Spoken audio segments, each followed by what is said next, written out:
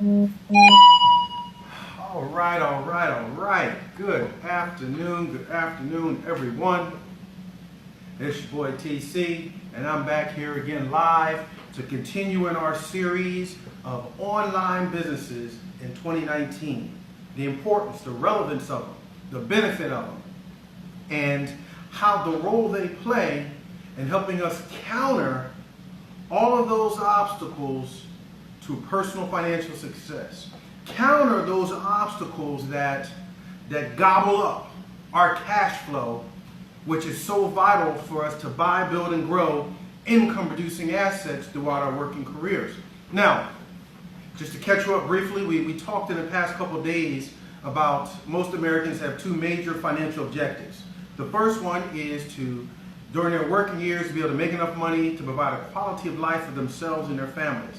And that's typically done by using the typical strategy of getting a good education, using that education to get a job, and with the money we earn from that job, it allows us to provide a quality of life for ourselves and our family. And sometimes that income doesn't always come from a job, it may come from businesses that we're building. But typically during our working years, the income, we're the sole source of that income. In other words, it doesn't come in unless we're providing a product or a service. We're putting our energy, our time, our knowledge, we're leveraging that to get income. And you know what has to happen to get that second objective, that second financial objective, is millions of Americans, they desire to be able to maintain or improve their quality of life, but no longer have to work. Some people call that retirement. Some people call that financial independence. So we've been exploring all these obstacles that are making it very, very difficult for folks to go from phase one, working, earning income to provide that lifestyle, to phase two, where they're financially independent or retired. Now, what has to happen during our working years, we talked about it's important or necessary for us to build income-producing assets. And those income-producing assets are things that bring us an income when we no longer have to work. Things like stocks, bonds, retirement accounts, your 401ks, your 403bs, your TSPs. So all of those things that we typically need to utilize or buy, build, and grow to produce those assets that we need. Real estate portfolios, residual-based businesses. So again, we have to buy, build, and grow those assets during our working years. So myself, I've been an entrepreneur now for almost 20 years, and the things that I'm talking about and the things that I teach, I've been using and applying in my life for the past couple decades, as well as teaching other people successfully how to use or counter these principles here.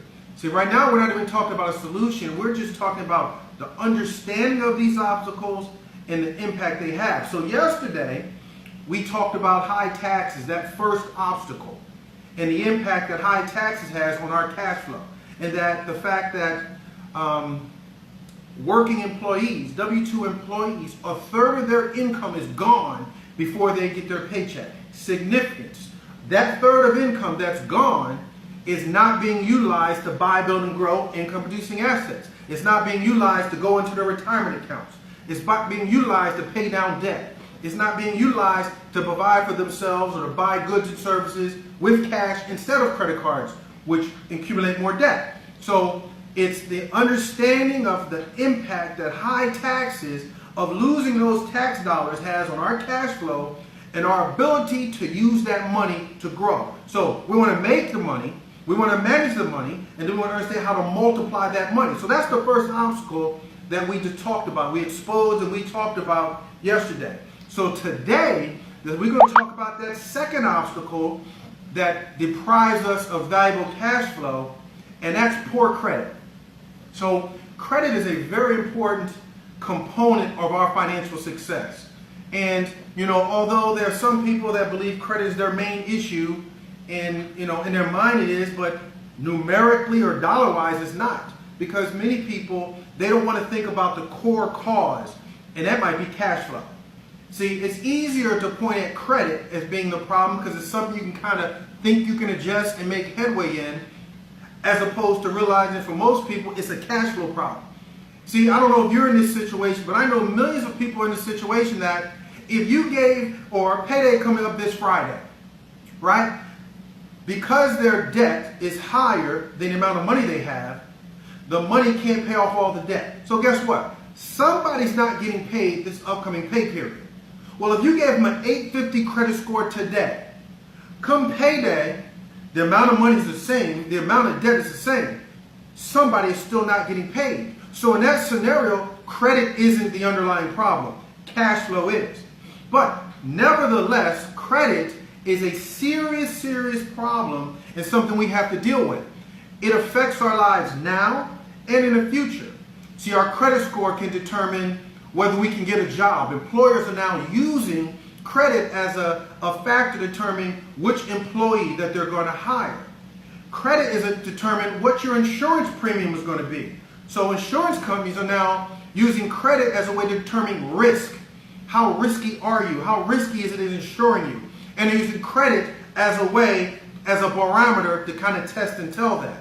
Of course, you know mortgage companies and banks are using credit as a way to determine whether you get a higher interest rate for your mortgage or a lower interest rate. Car loans, higher interest rate or lower interest rate. The privilege using credit cards, higher interest rate or lower interest rate. So credit affects our right now and our lives going out stretching beyond 30 years. So it's a very important factor. So it's so important that we need to understand how it works.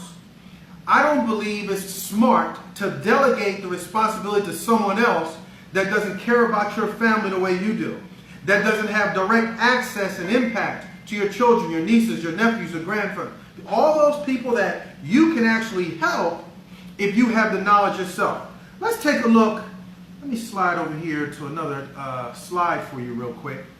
And here are just some facts about credit so you get an idea of the impact that it has and the reach it has in our society. So if you look at this slide behind me, 68 million Americans have poor credit. That means it impacts 1 out of 5.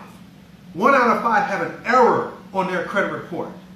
So it impacts our society in a big way. That's 68 million people that need help, that need information.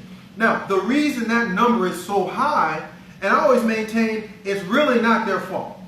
The majority of them is not their fault, because if you think back to your personal training and your education, go far back to when you were 8, 9, 10, and you're hearing your parents or your aunties or whoever's taking care of you, you hear their conversations. How much of that conversation was about credit, credit responsibility, debt management?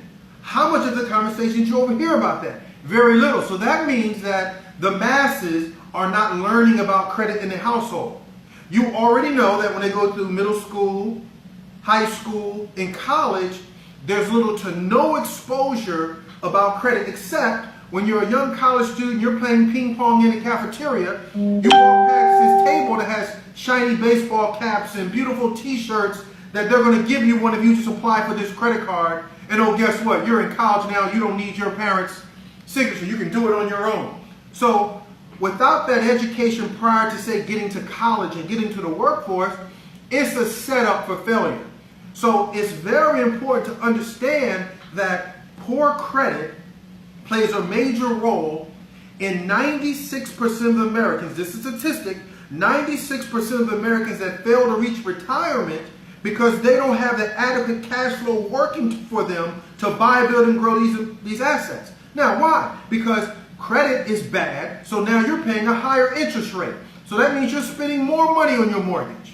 Credit is bad, so you're paying a higher interest rate on your car loan. So you're spending more money on that car loan. Credit is bad, so you're paying a higher interest rate when you borrow on credit cards. So you're spending more money on that.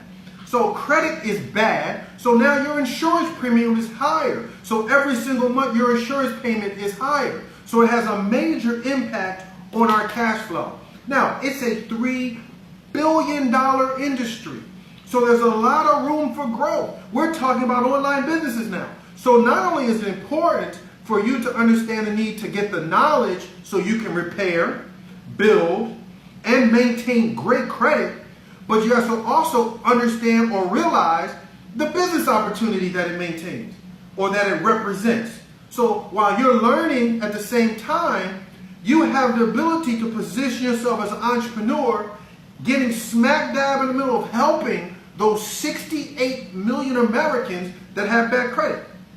Listen, let me tell you how wonderful this industry is. They go on to say that 79% of those who dispute errors are successful. 79%. But most people don't understand how wonderful this industry is because they attack it from afar. They just pass it on to someone else, and guess what? The job is not getting done. It's not getting done. Let me show you one more slide, and then I'm going to finish up here. Let me see if I can get to it real fast. I mean, the information is very interesting, and it's just utmost important that you have the knowledge. So let me show you why it's not getting addressed. So now, when you typically hire a company to repair your credit, this is what happens. They dispute items on your credit report. So as you see on this slide, that's represented by your payment history. Well, that's only 35% of your credit score. Well, guess what? You have another 65% that they can't address, that only you can address.